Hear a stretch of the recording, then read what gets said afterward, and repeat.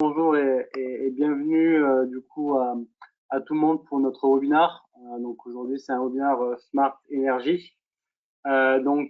Aujourd'hui sur ce webinaire on va parler surtout de la supervision de la production d'énergie et on va s'attaquer à un cas précis qui est le cas des logements autonomes et responsables. Donc c'est vrai que c'est beaucoup en vogue en ce moment. On parle beaucoup de crise de l'énergie avec toutes les problématiques que l'on connaît aujourd'hui. Donc il est important aujourd'hui de réagir et de proposer des nouvelles solutions. Et donc pour organiser ce webinaire, donc je serai accompagné de Hugo qui est à ma droite.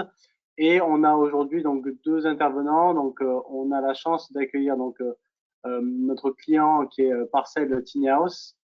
Donc on vous présentera du coup Géraldine par la suite. Et on a aussi donc un partenaire fabricant de capteurs qui est donc Wateco. On va pouvoir de suite se présenter. Mais en tout cas, merci pour la participation à ce webinaire et bienvenue à tous les participants et à tous ceux qui nous écoutent. On va faire une petite tour de table. Donc, on va laisser peut-être Géraldine commencer. Oui, bonjour à tous, je suis Géraldine Boyer, donc moi je suis la fondatrice de Parcel Tiny House, qui est un concept d'hébergement éco-responsable en pleine nature chez les agriculteurs. Merci Géraldine. Du coup, Ludovic, si tu peux te présenter. Oui, bonjour à tous, je m'appelle Ludovic Callier, je représente la société Wateco, nous sommes fabricants de capteurs sans fil et je représente la société Wateco sur une partie de la France et de l'Espagne. Parfait, merci Ludovic. Hugo. Et bonjour à tous, du coup moi je suis en charge des partenariats chez Sinox. Parfait, donc pour ma part, donc Mathieu Bory, donc je suis le business manager pour Sinox. Parfait. Donc, on va revenir donc sur le webinaire avec tout d'abord donc les enjeux par rapport à ce webinaire. Donc, aujourd'hui, c'est un objectif qui est clair. On a besoin donc de réduire les émissions de GES. Donc, en gros, aujourd'hui, il est important d'utiliser donc ces énergies renouvelables. On sait qu'aujourd'hui, il y a à peu près 70% de la production mondiale en 2050. Et donc le but, c'est de réduire du coup ces GES pour pouvoir permettre justement une meilleure condition de vie sur la planète. Et ça conditionne aussi le coût par rapport à ça. Oui, et par exemple en 2020, le prix de l'énergie solaire a baissé de quasiment 20%, et ça devrait continuer sur cette tendance là, sur les années à suivre, d'où l'importance de se tourner vers ce type d'énergie. Oui, tout à fait. Et en plus, on parle beaucoup de pénurie aujourd'hui. On sait qu'il y a une pénurie sur la partie électrique. Donc, c'est important aussi qu'il y ait aussi un accès à l'électricité dans les zones les plus isolées, les zones rurales, là où on sait que c'est plus compliqué.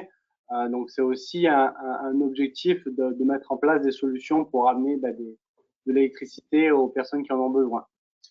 Et également utiliser l'énergie solaire, c'est aussi, ça rentre dans le cadre d'une dimension éthique et de lutte contre le changement climatique. Donc, par exemple, l'énergie solaire a contribué à éviter l'émission de plus de 1,8 milliard de tonnes de CO2 en 2020. Encore une fois, là, les quatre piliers qui mettent en avant ce type d'énergie et dont donc Parcel utilise là pour superviser ces logements. Donc là, sur la partie du coup installation, on va vous présenter un petit peu comment ça fonctionne aujourd'hui. Donc Géraldine, je vais te laisser un petit peu prendre la main pour un petit peu expliquer l'installation. Bien sûr, alors donc nous on installe ces micro-maisons écologiques en pleine nature, donc on a besoin qu'elles soient autonomes en énergie, donc alimentées par des panneaux solaires, et on y installe des batteries lithium qui vont venir en fait avec un onduleur se charger et donner en fait la capacité électrique pour les tiny house, qui est assez légère puisque on parle de quelques prises de courant, l'électricité, mais on a tout de même installé quand même la clim sur nos destinations du sud de la France sur panneaux solaires, qui était une prouesse technique. On y est arrivé, mais on a besoin que ces batteries stockent l'énergie pour l'utilisation quotidienne et sur plusieurs jours quand on a vraiment du mauvais temps. Ça nous permet forcément de réaliser des économies, donc il n'y a pas de charge d'électricité pour les agriculteurs qui accueillent nos tiny house. Mais également, en fait, nous, ça nous permet vraiment d'être en pleine nature et dans des lieux qui ne sont pas du tout connectés au réseau. Et donc, en effet, les panneaux solaires, ça permet aussi de protéger des coupures d'électricité sur le réseau quand on est raccordé au réseau, ce qui, pour nous, n'est pas notre cas. Parfait. Merci du coup, Jardine, pour l'explication. Et c'est vrai que c'est une solution qui est pas forcément obligatoire, mais qui est fortement du coup recommandée. Et on voit toute l'importance dans cette utilisation.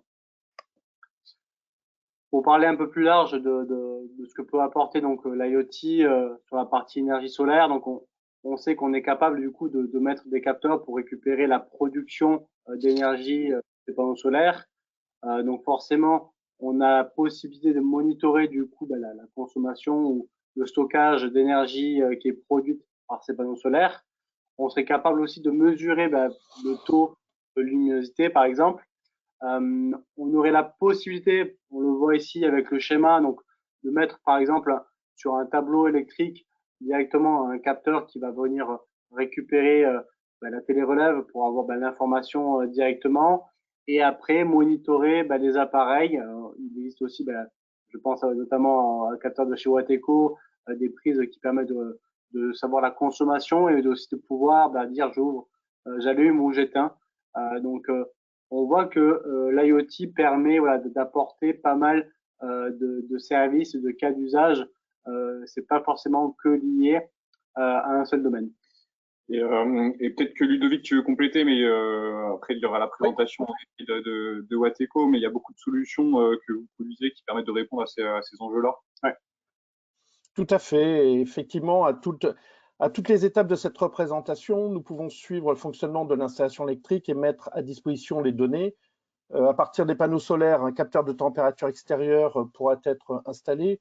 Comme vous le savez, la température sur les panneaux solaires a un impact sur le rendement. Ensuite, il est possible d'équiper l'onduleur d'un capteur qui permettra de savoir s'il est en fonctionnement ou pas. Au niveau du compteur électrique, le flasho ou le TIXO permettront de suivre la consommation électrique et de renvoyer les données qui pourront être analysées pour mieux identifier une consommation anormale, comme un chauffage excessif ou rester allumé, ou une lumière aussi rester allumée sans raison. Et enfin, les prises de courant intelligentes avec Smart Plug permettront d'actionner un équipement à distance. Ainsi que vous pouvez le voir, nous pouvons vous proposer un large choix de capteurs. Merci Ludovic. On va passer maintenant à la présentation du coup des différentes parties. Donc on va commencer par Parcel, donc je vais laisser la parole à nouveau à Jardine. Ouais, donc Parcel, comme j'ai expliqué, nous on installe ces tiny house, donc ces micro-maisons que vous voyez sur la photo, en pleine nature chez les agriculteurs. Parcel, nous on s'occupe d'installer ces maisons clés en main. C'est un peu comme un Airbnb clé en main pour les agriculteurs. On s'occupe de tout le côté vente et marketing, donc on va vraiment commercialiser les courts séjours, donc c'est comme un Airbnb. Et chaque mois, on reverse une commission aux agriculteurs qui leur permettent en fait de faire un complément de revenu à leur activité. Et on sait qu'aujourd'hui, c'est vraiment crucial pour ces agriculteurs-là qui ont envie de développer des hébergements sur leur terme et qui n'ont pas forcément ni le financement pour, ni l'expertise. Donc, on les accompagne dans ce milieu-là. Et eux gèrent tout l'opérationnel sur place, donc le ménage, la blanchisserie et l'apport des petits déjeuners. Aujourd'hui, on a 23 tiny house en France sur 16 destinations, donc les petits points sur la carte, de la Provence à la Bretagne, en passant par la Normandie ou la Champagne. Et on envisage donc d'implanter 30 nouvelles tiny house cette année, qui ont débuté, la dernière étant dans les Pyrénées qu'on a installée la semaine dernière. Merci Géraldine. Est-ce que tu peux expliquer un petit peu comment est-ce que tu as eu l'idée de la création de cette société et typiquement si demain moi je veux... Vas-y, je t'en prie. Bien sûr, moi je travaille dans le milieu du tourisme, donc j'ai travaillé longtemps pour Club Med et Sofitel en Australie et en Asie. Et à mon retour en France, il y a 3 ans maintenant, je travaille à Paris, au siège du Club Med, et rapidement j'avais envie de partir en week-end parce que la vie parisienne n'était pas trop faite pour moi et j'avais beaucoup de mal à trouver en fait des hébergements où je pouvais être en pleine nature et redécouvrir le terroir qui m'avait vraiment manqué quand j'habitais en Australie. Je voyais aussi le sujet de la rémunération des agriculteurs qui était un sujet clé en France et qui l'a toujours été. Et de là, j'ai réfléchi au concept. J'avais connu les tiny house en Australie et c'était la bonne structure en fait pour véhiculer les valeurs de la marque que je voulais créer, puisque les tiny house sont éco-conçus en bois à Montpellier chez The Frenchie Selvea. Et elles sont surtout à mobile, donc elles sont sur un châssis remorque qui peut être emmené en pleine nature et donc 100% autonome, ce qui permet de nous donner accès à des écrans de nature qui ne seraient pas possibles autrement. Et donc voilà comment est née l'idée. La première a ouvert à Saint-Émilion en plein milieu des 2 phases Covid en août 2020, un pur bonheur. Et un grand succès puisque c'était du coup post-Covid, donc les gens avaient vraiment ce besoin de nature. Et voilà, et de fil en aiguille, on a ouvert 23 tiny house et maintenant j'ai 2 associés et on est une équipe de presque 10 personnes basées entre Bordeaux et Paris. Merci pour toutes ces infos. C'est vrai que c'est une belle success story, donc en espérant que les 30 prochaines soient installées et que pourquoi pas Parcelle aille même aussi partout en Europe, donc ça serait beau. En tout cas, félicitations pour ce lancement et pour cette idée. Juste si tu peux un petit peu nous parler des missions de Parcelle. Bien sûr, les missions de Parcelle, c'est vraiment d'encourager le tourisme durable. Donc voilà, on œuvre chaque jour pour un tourisme durable et également vertueux, puisqu'on reverse cette commission aux petits producteurs qui sont tous engagés dans une démarche environnementale positive et on choisit des agriculteurs qui sont plutôt à taille humaine. On veut vraiment reconnecter en fait les citadins à la nature. Donc, nos voyageurs sont plutôt des gens qui vivent en ville et qui vont venir à 2-3 heures de chez eux pour passer un séjour en pleine nature. Et également, en fait, offrir une expérience qui est unique en redécouvrant comment on fait de la laine mohair, comment on fait un beurre ou un grand cru à Saint-Émilion. En fait, on a une des plus belles gastronomies et un des plus riches terroirs en Europe, voire dans le monde. Et aujourd'hui, ce n'était pas forcément très accessible de découvrir toutes ces expériences. Donc, on essaie vraiment d'œuvrer pour cette accessibilité à la nature et au terroir. Ouais, c'est vrai que ça permet de redécouvrir la France et comme Exactement, tu dis, la route des fromages, la route des vins. On essaie et on d'être. le fait voilà, en respectant aussi vos valeurs, justement, sur l'écologie, sur respecter la nature. Et c'est qu'on en parle beaucoup, il faut encourager justement tout le monde à respecter un maximum, que ce soit les nouvelles générations, même les générations qui sont présentes. C'est important de faire passer ce message, donc ça c'est quelque chose qu'on salue parce que ça fait partie des valeurs que l'on a aussi chez Sinox. Donc ça c'est important de pouvoir le communiquer à tout le monde. Exactement. Pour présenter un petit peu Sinox donc aux personnes qui nous connaissent pas encore, donc on est nous intégrateurs et éditeurs de solutions et en fait aujourd'hui on accompagne autant des petites entreprises, des PME, des grands groupes que des entités du coup publiques, des métropoles, des mairies qui souhaitent mettre en place des projets IoT de manière pérenne, que ce soit des solutions complexes, que ce soit des solutions simples et une des valeurs qui rejoint un petit peu ce que j'ai dit tout à l'heure ou ce qu'a dit Géraldine, c'est que on souhaite faire de l'IoT une solution à un impact positif pour l'homme et un impact raisonné pour la planète. Donc le but c'est que toutes ces solutions servent tout le monde et qu'on ne fasse pas de l'IoT à outrance. Pour vous donner un petit peu quelques chiffres, donc on est basé sur Montpellier, ça fait plus de 17 ans pardon, que l'on existe. Dans la partie carte SIM, M2M, mobilité et IoT. On a plus de 700 clients partout en France, en Europe et dans certains pays du monde. On a plus de 100 000 objets connectés en fonctionnement sur nos plateformes. On investit beaucoup en R&D, plus de 3 millions, pour pouvoir proposer des nouvelles fonctionnalités quasiment tous les mois ou tous les 2 mois sur l'ensemble de nos solutions. On a intégré plus de 250 collectivités avec qui on travaille. On a plus de 650 modèles de capteurs. Donc, on a un côté vraiment agnostique pour proposer des solutions larges. On a plus de 50 partenaires, donc des fabricants de capteurs, des éditeurs, des opérateurs. Et depuis cet été à peu près, on a ouvert une nouvelle filiale du coup qui est basée à Valence en Espagne pour attaquer aussi le marché espagnol portugais. Merci Mathieu. Ludovic, on va te laisser la parole pour présenter maintenant Wateco. Oui, Wateco est une entreprise française basée à Hennebont, pour ceux qui ne le savent pas, c'est près de Lorient, et qui est dirigée par Jean-Claude Leblace. Wateco possède un catalogue varié de capteurs pour répondre à de nombreux marchés comme la Smart Industry, Smart Building, Smart City, Smart Metering et maintenant aux problématiques actuelles comme la qualité de l'air intérieur ou l'efficacité énergétique dans le bâtiment, notamment pour répondre à la RT 2020 ou au décret tertiaire.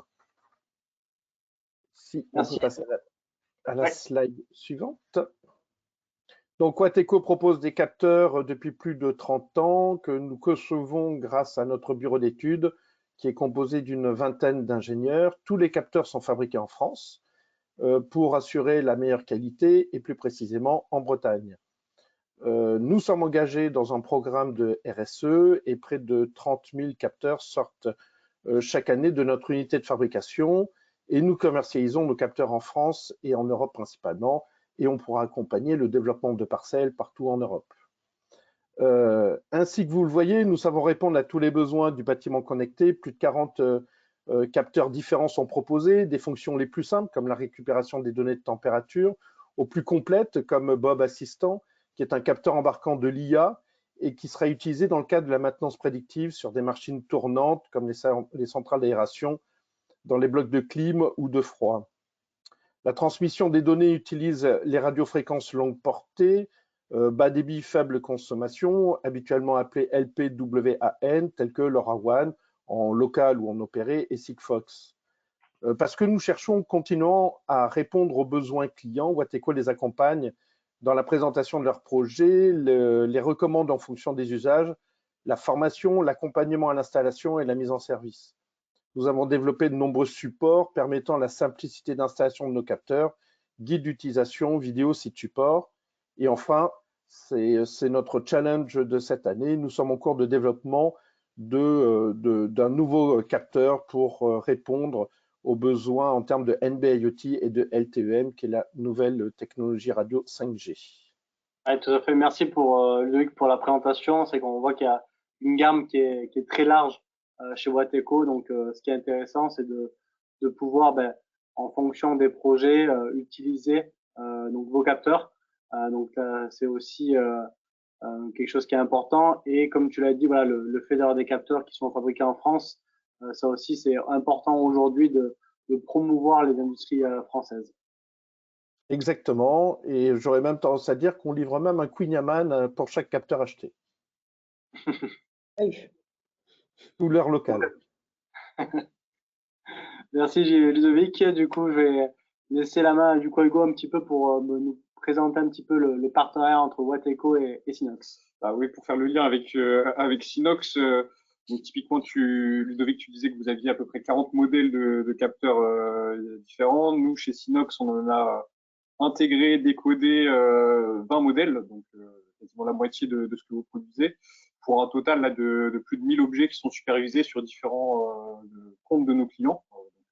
Parcel en est l'exemple, mais on a beaucoup de clients en commun, que ce soit sur la supervision de la performance énergétique des bâtiments, plutôt sur la partie industrielle, mais je pense que là, ça fait quand même quelques années qu'on collabore ensemble, Wateco et Sinox, et que toujours dans l'optique de déployer des projets innovants.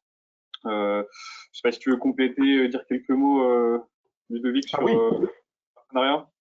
Ah oui, ça, je pense que vous l'avez bien compris. Wateco est expert dans la fabrication des objets connectés, mais seul, on ne peut pas faire grand-chose, puisqu'il manquera toujours des briques. Et c'est justement ce partenariat avec Sinox qui s'est mis en place, en fait, tout naturellement, puisque Sinox a su amener les briques et des briques efficaces que Wateco ne souhaite pas et ne veut pas développer. Et on avait en fait besoin d'un expert en software applicatif, en communication, pour proposer une offre complète et cohérente aux clients. Sinox, il a su et sait mettre en forme grâce à ces dashboards configurables, les données brutes que les capteurs Wateco remontent. Et nous sommes très fiers du résultat obtenu. Et c'est grâce à ce travail que Géraldine peut suivre l'ensemble de ces données de cette tiny house. Justement, pour voir un peu plus en détail l'offre de valeur qu'on peut avoir en commun, on va passer justement au cas d'usage de Géraldine et de Parcel. Donc, je vais laisser peut-être la main à Mathieu et à Géraldine pour expliquer un petit peu le déploiement. Ouais, donc le but là, donc de parler, là, on parle de success story, donc de Parcel Tiny House, donc pour faire de la supervision de l'énergie solaire. Donc, on va un petit peu présenter la solution qui a été mise en place. Donc, on va commencer là tout d'abord un petit peu par voir, Géraldine, quelles étaient pour toi les problématiques qu'avait du coup Parcel Tiny House au départ. Alors nous, on avait 3 types de problématiques. La première, c'était les problèmes opérationnels, donc coupure d'électricité ou d'eau, qui intervenaient souvent pendant le séjour des clients. C'est beaucoup plus drôle. Mais on n'avait aucune visibilité en fait sur tout ce qui était chargement des batteries ou interruption d'eau. Donc ça rendait vraiment les opérations assez compliquées. Et surtout, ça a créé beaucoup de stress auprès de nos agriculteurs puisque ils étaient un peu livrés à eux-mêmes et on faisait remonter, les clients nous faisaient remonter le problème technique et les agriculteurs nous appelaient. Et nous, c'est vrai qu'à distance, on n'avait aucun moyen de faire. Donc ça a bien fonctionné pour les 2 premières Tiny. Dès qu'on a commencé à en déployer plus de 5, la question de trouver un opérateur pour justement avoir cette vision embarquée était vitale. Et donc, on voit bien le fait d'avoir une supervision à distance, de ne pas avoir plutôt des problématiques et d'avoir aussi une solution pour éviter donc ces coupures de courant. Du coup, en termes de motivation, est-ce que tu peux nous expliquer quelles ont été celles-ci pour pouvoir déployer ce projet? Oui, bien sûr. Nous, c'était l'idée de superviser à distance et en temps réel les tiny house pour pouvoir monitorer forcément la performance des tiny, mais 2 aussi anticiper. Et là, c'est vraiment clé pour nous. On sait que voilà, si je sais pas, il y a un problème de chargement, on voit qu'une batterie n'est pas à 100% avant le séjour d'un client, on va les appeler, on va leur donner les clés aussi pour minimiser leur impact, leur usage électrique pendant le séjour. Pendant l'hiver, on leur a fait même couper des onduleurs à certains moments pour recharger les batteries en full. Et on a des clients qui sont plutôt joueurs, donc qui jouent le jeu. Mais pour nous, c'était très important d'avoir cette vision en fait globale sur toutes nos destinations. Et également diminuer les déplacements des agriculteurs pour éviter d'aller leur demander de voir combien est chargée la batterie ou quel est le problème. Nous, on peut maintenant piloter et voir ça directement depuis notre dashboard Synox. Améliorer le confort des clients, bien sûr, puisqu'on a, ça nous est arrivé cet hiver d'annuler carrément des séjours quand on savait que c'était trop à risque, ou du moins on les prévient. Vous avez un risque de coupure d'électricité, maintenant, où ils viennent, où ils décalent. Mais ça nous permettait de vraiment avoir une relation client qui soit extrêmement bien faite avec nos voyageurs. Et de ralentir le déchargement des batteries, oui, ça aussi également. Donc voilà ce que je disais, par exemple, couper l'onduleur, s'assurer qu'on recharge bien les batteries avant le séjour du client quand il n'y a pas eu d'usage pendant 3-4 jours. Ça nous permettait de vraiment monitorer les tiny et d'assurer la meilleure expérience aux voyageurs et aux agriculteurs. Donc on voit bien que au niveau des motivations, c'est vraiment d'améliorer la qualité, le confort, comme tu l'as dit, des clients, qui est forcément pour toi l'objectif premier, et forcément aussi permettre aux agriculteurs d'être aussi plus sereins dans la gestion. Et forcément, comme tu as dit, ça passe par avoir une solution qui permet de monitorer l'ensemble à distance. Donc, par rapport à ça, on va vous présenter un petit peu la solution qui a été du coup déployée. Donc, pour pouvoir avoir cette supervision de production d'énergie solaire. Je te laisse, tu veux prendre la main, Géraldine, vu que tu as été la principale installatrice. Donc, dis-moi un peu, qu'est-ce que tu retiens et qu'est-ce que tu as mis en place? Nous, on a mis en place donc les capteurs Wateco, Monito, qui nous permettent de mesurer la tension électrique dans les tiny. Et tout ça fonctionne grâce au réseau LoRa, qui pour nous est clé, parce qu'en fait, on n'a pas du tout de 4G ou de Wi-Fi dans nos tiny house, hein, vous l'imaginez bien, en pleine nature. Et honnêtement, on est assez satisfait parce que LoRa fonctionne très très bien sur toutes nos destinations qui sont quand même bien perdues.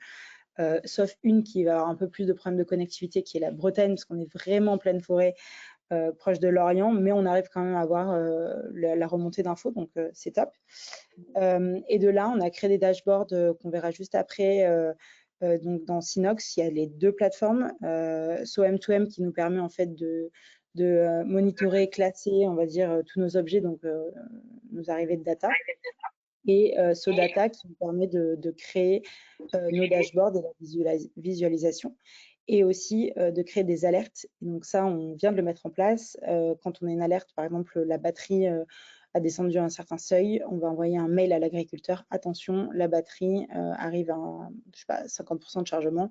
Voilà. Donc au moins, il a une idée. Après, on peut créer des millions d'alertes. Nous, aujourd'hui, on travaille avec les agriculteurs qui sont techno, mais qui n'ont pas du tout le temps de tout gérer. Donc, on essaie de minimiser le nombre d'alertes.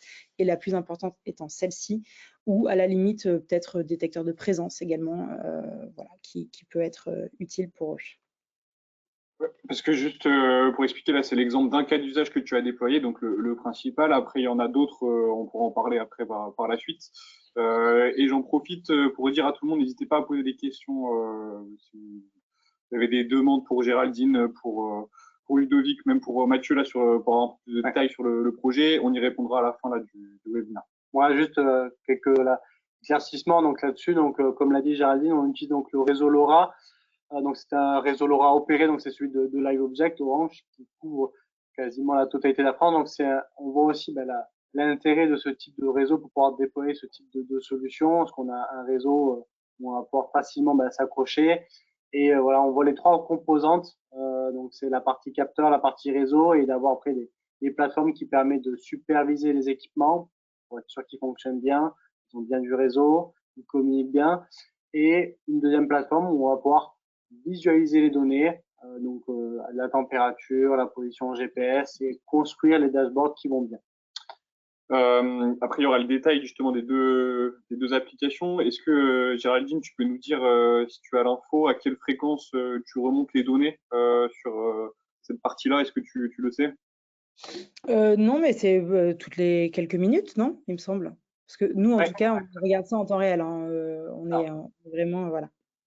Le but, c'est d'avoir quasiment temps réel. Donc, on est soumis forcément au duty cycle avec le réseau LoRa, mais c'est d'avoir une visibilité pas sur l'instantané, mais quasi en temps réel pour surveiller justement la partie mesure électrique des batteries. Donc, on va zoomer un petit peu plus sur la partie Wateco, donc sur le capteur, le Monito. Si tu peux nous en dire un peu plus, Ludovic, sur celui-ci. Oui, je vais essayer parce que je crois que Géraldine l'a déjà très bien présenté. Donc en fait, le Monito surveille la tension et mesure le courant de charge d'une batterie de 12 volts, 24 volts ou 48 volts. Il est équipé d'une antenne extérieure et vous avez compris tout l'intérêt dans la présentation faite par Géraldine. En fait, c'est pour assurer la meilleure portée pour communiquer les données.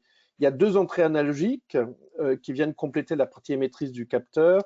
Une entrée 0,110 volts, donc pour s'assurer de la tension de la batterie, une entrée 0,100 millivolts qui, équipée d'un shunt ou d'une résistance, permet d'estimer la production de courant quand c'est relié côté panneau solaire ou la consommation quand c'est relié après la batterie. Pour des questions de sécurité, puisque de temps en temps, les utilisateurs peuvent interagir dessus. Donc, pour des questions de sécurité, toute la partie active du capteur est protégée et le capteur est IP55 pour la partie extérieure. Et une alerte sur seuil haut ou bas peut être mise en place. Une historisation est possible en utilisant le mode batch, c'est-à-dire que plusieurs données peuvent être transmises dans une seule trame radio pour augmenter l'autonomie de la batterie du capteur, qui a une autonomie de plus de 10 ans, et limiter les coûts en cas de remontée via un réseau public de type Orange, comme on peut le voir sur cette installation. Parfait. Et donc pour compléter, donc fonctionnement sur pile aussi qui peut, me semble, être changé. Oui, tout à fait. Oui, oui, tout à fait.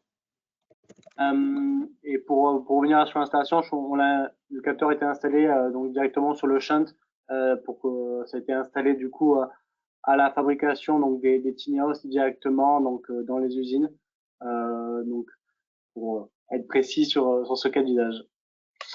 Donc si on regarde un peu plus près du coup la supervision, donc là on voit que sur la plateforme du coup SOM2M IoT, qui est la plateforme qui permet de gérer les objets, on va pouvoir avoir une supervision du parc, donc savoir leur état. Donc ça permet de savoir est-ce qu'il fonctionne correctement, est-ce qu'il est bien connecté, est-ce qu'il y a du réseau, et on va pouvoir mettre en place des alertes pour être prévenu si il y a une coupure du coup de réseau. Mon capteur n'a plus de réseau opéré LoRa ou la transmission de données de SOM2M IoT vers SOATAVIZ ne fonctionne plus. Donc là-dessus, on va pouvoir également monitorer la partie LP1 en détail. Donc avoir par exemple le nombre de remontées de transmission de données. On a la possibilité d'avoir une historique sur les messages et on va avoir des indicateurs mois par mois pour voir un peu superviser les équipements. Voilà, on a aussi une partie qu'on a rajoutée sur la partie réseau, avoir le RSSI, le SNR, le spread factor avec un petit peu les moyennes qui permettent d'avoir une bonne gestion du parc. Donc ça, c'était sur SOM2M IoT. Est-ce que tu peux parler un petit peu là de l'hébergement des données, comment est-ce que nous on conserve chez Synops la data? Oui, donc là on est sur une solution qui est en mode SaaS, donc ça veut dire qu'on on a le coût de l'abonnement pour pouvoir utiliser les solutions. Toutes les données sont hébergées chez notre partenaire. Du coup, donc ce sont des données qui sont sur des data centers qui sont sécurisés de niveau tier 4, qui sont redondés sur 2 sites différents pour que ça soit surtout une sauvegarde de la donnée qui soit pérenne. Et là-dessus, en fonction des offres, on conserve à minima au moins 12 mois les données. Suivant après les offres, on peut conserver la donnée pendant toute la durée du contrat.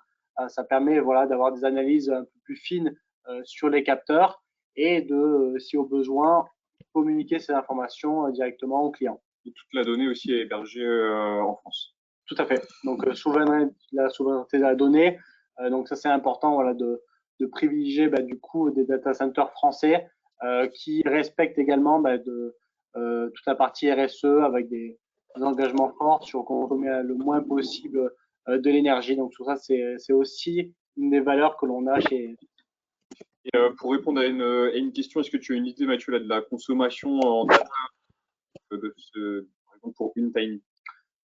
Ça représente pas beaucoup de data en fait grâce à ces fonctionnements, ces protocoles et ces capteurs.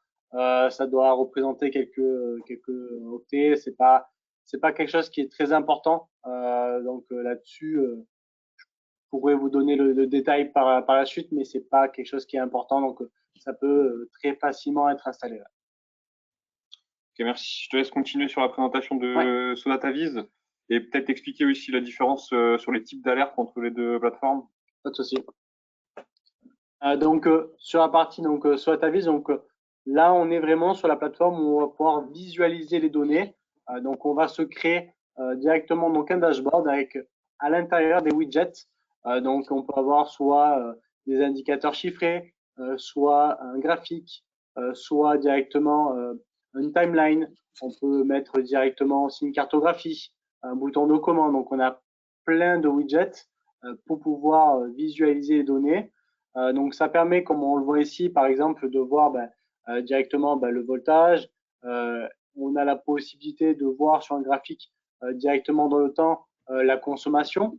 Ça permet vraiment d'analyser les données quasiment en temps réel. On va pouvoir aussi regarder des comparaisons entre des mois différents parce qu'on a la possibilité d'utiliser le filtre qui va nous permettre de regarder sur ces derniers jours, sur le dernier mois ou alors directement sur la journée d'aujourd'hui. On a la possibilité également de choisir les capteurs que l'on souhaite superviser. Est-ce que c'est l'ensemble? Est-ce que on va se focuser sur un capteur en particulier? et on va pouvoir mettre, et ce que disait tout à l'heure Hugo, c'est la partie alerte. Donc tout à l'heure, c'était les alertes sur les capteurs, sur le réseau, pour être sûr que les capteurs fonctionnent bien et qu'il y a bien du réseau. Là, on va avoir un système d'alerte qui va être un peu plus puissant parce qu'on va pouvoir mettre en place des alertes sur la donnée. Donc, par exemple, de pouvoir savoir que dès qu'il y a une température, par exemple, qui est au-dessus de 30 degrés, je veux recevoir l'information, soit par mail, on a la possibilité aussi de recevoir par SMS, ou dès que, par exemple, le taux de charge de mes batteries ne sont pas suffisantes, on fixe un seuil et par rapport à ce seuil, on va recevoir une alerte pour pouvoir forcément monitorer l'ensemble. Donc la plateforme, elle est 100% personnalisable, donc on va pouvoir organiser chacun des dashboards comme on le souhaite. On va pouvoir aussi également avoir la localisation des objets et on va pouvoir après personnaliser avec des codes couleurs comme on le souhaite. Donc là-dessus, on accompagne forcément sur la partie mise en place, mais le but c'est que l'utilisateur soit autonome à 100% pour se créer ses propres dashboards. Et il faut avoir là, dans le cas de Parcel, il y a deux cas d'usage, même si pour l'instant on n'en a parlé que d'un principal, c'est la supervision de la production d'énergie. Il y a aussi des capteurs qui sont placés à l'intérieur des Tiny pour gérer un petit peu toute la qualité d'air. Donc, quand on parle de qualité d'air, c'est le taux de CO2, d'humidité, la température, le taux de luminosité. Donc là, on a les deux dashboards différents qui ont été conçus là pour la supervision de parcelles. Est-ce que Géraldine, tu peux en quelques mots expliquer quels sont les indicateurs qui sont importants et quelles données vous suivez? Oui, pour nous, tout est un peu important, mais c'est vraiment donc en termes de qualité de l'air, ça va être la température, ce qui nous permet de voir aussi, vu que les tiny ne sont pas chauffés constamment et qui l'hiver, elles sont ouvertes toute l'année, mais pas occupées 100% toute l'année. Ça nous permet de voir les températures négatives, là où il faut qu'on fasse une certaine maintenance ou mise en vigilance pour les températures négatives. Idem pour les canicules. De vérifier qu'il ne fasse pas trop chaud à l'intérieur des tiny avant l'arrivée des clients. Également, ce qui est important pour nous, ça va être de voir, pas important, mais du moins on peut l'utiliser, on ne l'utilise pas trop aujourd'hui, mais le capteur de présence qui va nous permettre de voir si la tiny est occupée ou pas, qui nous a servi quand on s'est fait cambrioler, de voir justement quand est-ce que les cambrioleurs sont passés, mais ce qui nous permet aussi de voir si jamais qu'elle soit bien utilisée, si un client nous fait remonter une information, je ne sais laquelle, ça nous permet de vérifier l'info.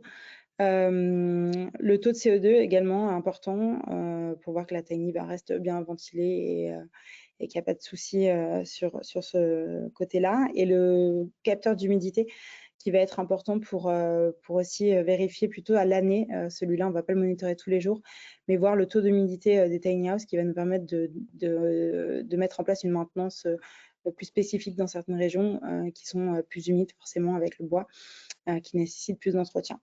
Donc ça, c'est tous nos indicateurs qu'on suit et qui nous permettent de piloter. Après, on est dans la première année d'usage des capteurs. Je pense qu'on va forcément pousser l'utilisation et avoir de nouveaux besoins au fur et à mesure, mais en tout cas déjà avoir le chargement de nos batteries et la température, pour nous, c'est un grand gain de temps.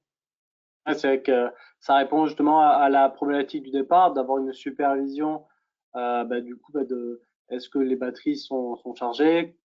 Ça permet justement d'être rassuré, de savoir que on va pouvoir accueillir du coup les personnes en toute sérénité et sécurité. On a aussi la possibilité, comme tu as dit, de voir la partie un peu plus qualité d'air. Donc on voit que directement sur les plateformes qui sont là web, on a la possibilité de se construire les dashboards qui vont bien. Donc ça permet de répondre justement aux objectifs et aux problématiques qu'on a vues auparavant.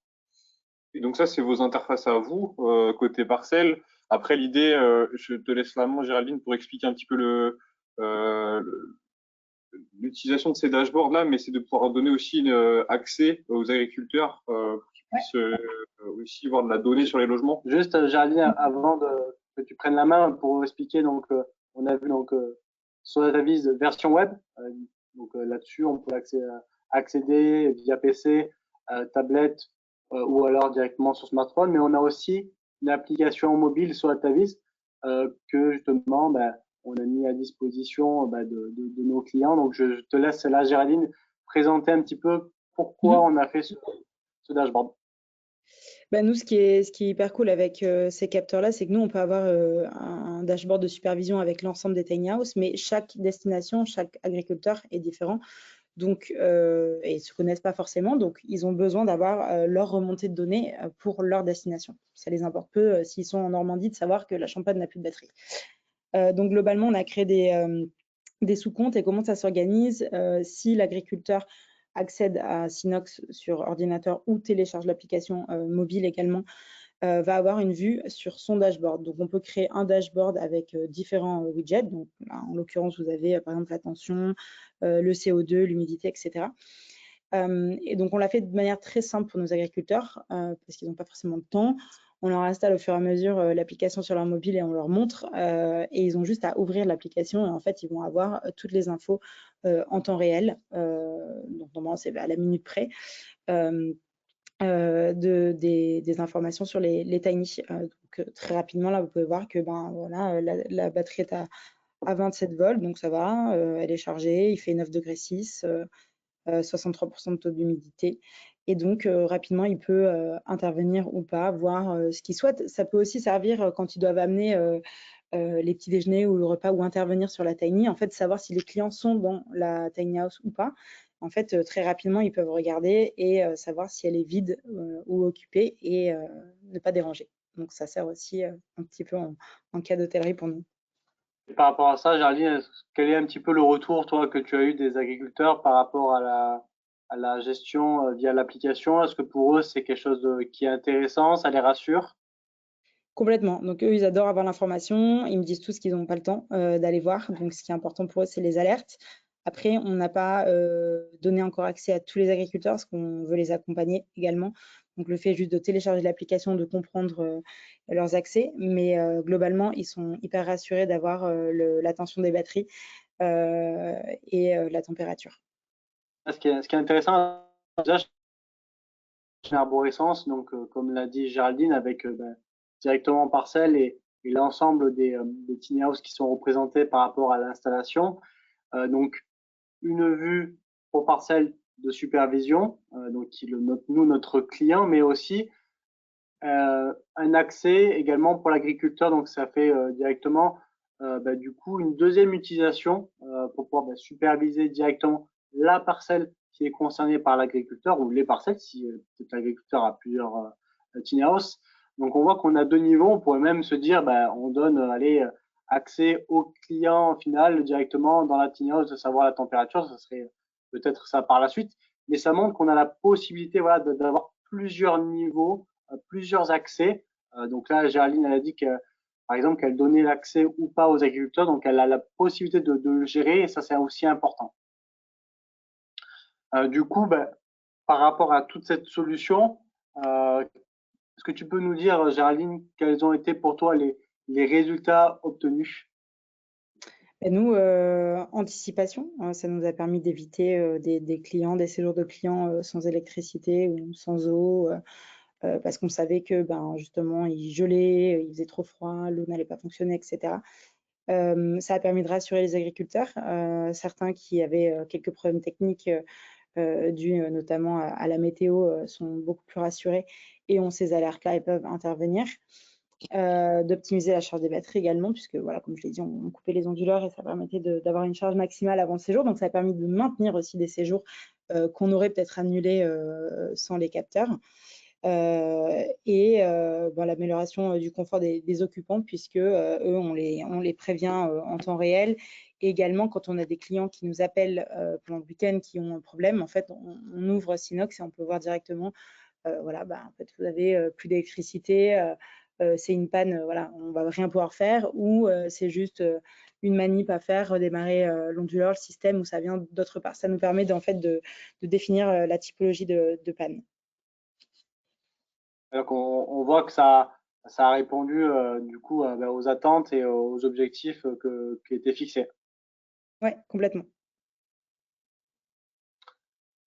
Et après, parce que là, on a expliqué deux cas d'usage. Est-ce que tu as pour la suite, Géraldine, est-ce que tu as d'autres idées, d'autres cas d'usage IoT que tu souhaiterais déployer? Je sais pas encore. Je pense que l'avenir va nous le dire. Mais bon, il y a aussi le point de sécurité, donc GPS, qui pour nous est assez important puisque bon, les tiny house ont une protection anti-vol, mais on ne sait jamais. Vu qu'elles prennent la route, elles peuvent être volées. Donc ça pourrait nous servir. Je pense que la sécurité également, peut-être savoir, je sais pas, si la porte est bien fermée ou des choses comme ça, qui pourraient remonter. Et l'humidité, on l'a déjà. Donc, je vais voir, mais souvent, c'est avec les remontées clients Ouais. qu'on crée de nouveaux besoins et je sais très bien que l'IoT pourra y répondre. Ouais, c'est vrai que sur ça, souvent, c'est les clients qui nous font grandir et qui apportent, comme tu le dis, les informations. Euh, donc, c'est vrai que la partie sécurité est quelque chose d'important aujourd'hui, hein. On en avait parlé au tout début du projet de savoir est-ce qu'on met des balises GPS, par exemple, sur les TINAS pour savoir en cas de vol, pour être prévenu. Pour l'instant, ça n'a pas été mis en place et pour l'instant, il n'y a pas eu de soucis de ce côté-là, donc c'est plutôt une bonne chose. Comme tu as dit, on pourrait très bien avoir des capteurs directement, savoir si la porte a été ouverte, fermée ou les fenêtres directement pour les monitorer. Le bruit aussi, pour avoir des capteurs pour voir si il y a pas trop d'impact de cette tiny house, il n'y a pas trop de bruit sur tout simplement l'agriculture aux alentours. On pourrait aussi mettre en place des capteurs de température extérieure, intérieure également. Donc, on voit qu'on peut aller plus loin. Alors, on pourra forcément également utiliser les capteurs de Wateco pour aller un peu plus loin sur le fonctionnement, mais on voit qu'on n'est pas limité à un seul cas d'usage et qu'on a la possibilité de l'étendre à d'autres domaines et à d'autres secteurs d'activité. Et il faut surtout pas et en tout cas, il faut, pardon, surtout nous solliciter pour les nouveaux cas d'usage, parce que pour nous, c'est aussi très important ces remontées terrain, parce que ça nous fait évoluer sur ces usages et développer de nouveaux capteurs, hein. Si on développe des nouveaux capteurs, c'est toujours pour répondre à un besoin client. Ouais, tout à fait. C'est vrai que c'est comme ça qu'on apprend.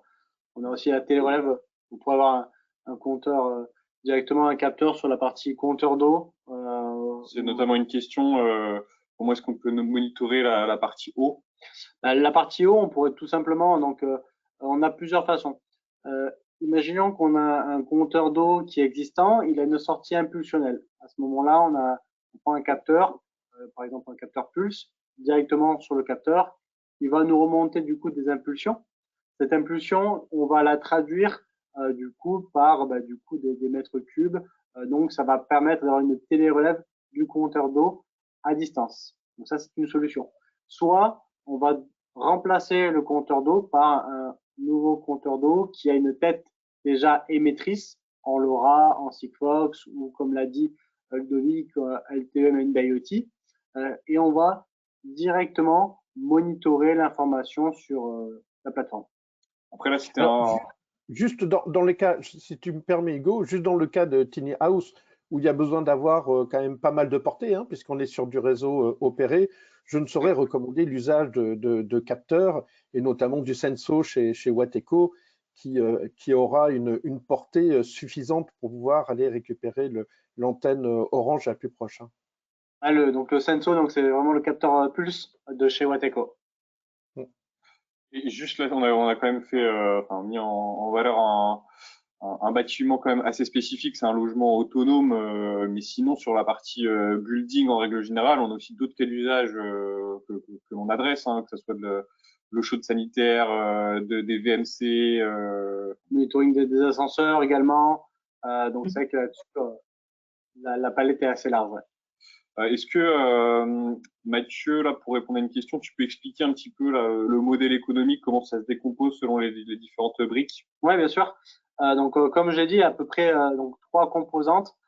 Donc, on a le capteur qui est du coup un coût d'acquisition qui va être la propriété du coup du client final. On a du coup la partie connectivité. Donc, si on passe par un réseau opéré, LoRa, par exemple, ça va être un abonnement à peu près à 15 € à l'année.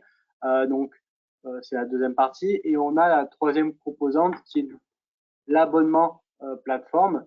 Donc, on a aujourd'hui 3 offres, Startup, Professional Enterprise, qui va nous donner accès à des fonctionnalités différentes sur l'ensemble des solutions. Donc voilà, on a un coût d'acquisition au départ du capteur avec la mise en place de la plateforme. Et quand on est sur une année +1, +2, on n'a que la partie abonnement, plateforme et connectivité. Pour répondre à une question, est-ce que les clients ont accès aux données? Donc, on y a globalement répondu, mais juste pour répéter, donc Parcel, qui est propriétaire des Tiny, a forcément tout un tas de dashboards pour superviser le fonctionnement. Ouais. Les agriculteurs qui sont plutôt exploitants, eux, ont un dashboard simplifié pour avoir les indicateurs principaux. Et après, pour l'instant, bah, les clients finaux, les utilisateurs de la Tiny n'ont pas accès à la data, mais on pourrait très bien imaginer une application Parcel qui communique les datas aux clients, ou alors un écran à l'intérieur de la parcelle qui peut donner des indicateurs dessus. Après, on a aussi une autre question. Est-ce qu'il y a des corrélations entre les différents types de données, typiquement entre la tension de batterie et l'état de charge? Ça pourrait être aussi sur la production et le taux de luminosité, savoir si quand l'énergie est produite, il y a le taux d'ensoleillement qui va avec. Est-ce qu'il y a un retraitement des données pour fiabiliser la restitution de data, ou alors c'est de la donnée brute? Alors en fait, il y a plusieurs façons de faire. Soit on récupère la donnée brute et on l'affiche directement sur la plateforme. On a la possibilité directement sur la donnée de mettre en place des opérations, par exemple minimum, maximum, un pourcentage, une corrélation, une différence. Donc ça, c'est des fonctionnalités directement qui sont dans les widgets pour pouvoir afficher la donnée. Donc là, on a déjà un premier calcul qui est fait. On a aussi la possibilité de faire des corrélations, comme ça a été dit, par exemple entre la température extérieure et la production solaire, par exemple, ou entre la température extérieure et la température intérieure. Donc là-dessus, on a ce que l'on appelle le générateur de données qui va nous permettre de créer des nouveaux calculs, de pouvoir faire des corrélations. Et cette donnée, on va pouvoir l'afficher directement sur un widget, et on va pouvoir aussi mettre en place une alerte sur cette nouvelle donnée qui aura été créée. Donc, on a plusieurs niveaux, on a plusieurs possibilités. On a aussi la possibilité de créer des nouveaux calculs. Donc, on a une équipe on demand, donc, qui produit, on va dire, sur mesure, soit des fonctionnalités, soit on va tout simplement exposer le calcul que souhaite faire notre client. Voilà, c'est un calcul qu'on n'a jamais fait encore, qui n'est pas sur la plateforme. On va poser cette question directement à notre service qui va concevoir le calcul pour que le client puisse voir la donnée qui l'intéresse. Je pense notamment à un calcul sur la courbe de tarage qu'on a fait avec un précédent client dans un précédent webinar pour avoir le niveau de l'eau ou le débit. Donc, on a la possibilité de le faire en fonction de la demande. Merci Mathieu. Je pense qu'on a répondu à quasiment l'ensemble des questions. Si vous en avez aussi, n'hésitez pas à nous adresser une demande par email. Typiquement, Monsieur Lamarche, j'ai bien vu votre message et je pense que Mathieu reviendra vers vous pour vous donner un peu plus de détails. Moi, j'ai quand même une petite question pour toi, Géraldine. Je souhaite réserver une Tiny. Comment est-ce que je fais? Rendez-vous sur www.parceltinyhouse.com et tu peux réserver ton séjour. J'ai pas mis de code promo Synox, mais promis, j'y penserai pour la prochaine fois. Mais en tout cas, vous pouvez venir donc réserver votre séjour ou offrir aussi un petit séjour de déconnexion à vos proches avec un bon cadeau si vous le souhaitez. Voilà, et on sera ravis de vous accueillir. Et si vous avez besoin d'une démo des capteurs, on peut s'arranger avec l'agriculteur pour qu'il vous montre ça sur place. C'est gentil. En tout cas, merci du coup, Géraldine, pour ton intervention et pour ton retour cas d'usage. Merci à toi aussi, Ludovic, pour ta participation. Donc, on voit aussi le partenariat avec Wateco qui permet de produire aussi ce type de webinar. Merci aussi à tout le monde pour la participation, pour votre écoute également sur ce cas d'usage. Comme l'a dit Géraldine, mais on compte sur vous aussi pour aller réserver des tiny house partout en France. Donc, comme l'a dit, pour pouvoir se déconnecter et se reconnecter du coup avec la nature. Donc, si jamais vous voulez plus d'informations, n'hésitez pas à nous contacter directement sur LinkedIn, par mail ou directement sur notre site internet. On sera là pour répondre. Et voilà, on vous invite à revoir le webinaire ou à voir nos autres webinaires que l'on a déjà effectués. Merci Hugo à toi aussi pour la participation et à Synox pour l'organisation. Je pense à Marie qui nous écoute. Merci à tout le monde. On vous souhaite du coup une bonne journée. Et je rajoute juste un petit détail, rendez-vous en mai pour le prochain webinaire avec un autre client qui est exploitant de bâtiments, de bâtiments résidentiels, qui fera son retour d'expérience lui sur les cas d'usage plutôt liés à la qualité d'air intérieur, à la télérelève, le contrôle de l'eau chaude sanitaire. Géraldine, Ludovic, je vous laisse le mot pour la fin. Écoutez, merci. Merci à vous, merci pour l'organisation, merci aux spectateurs.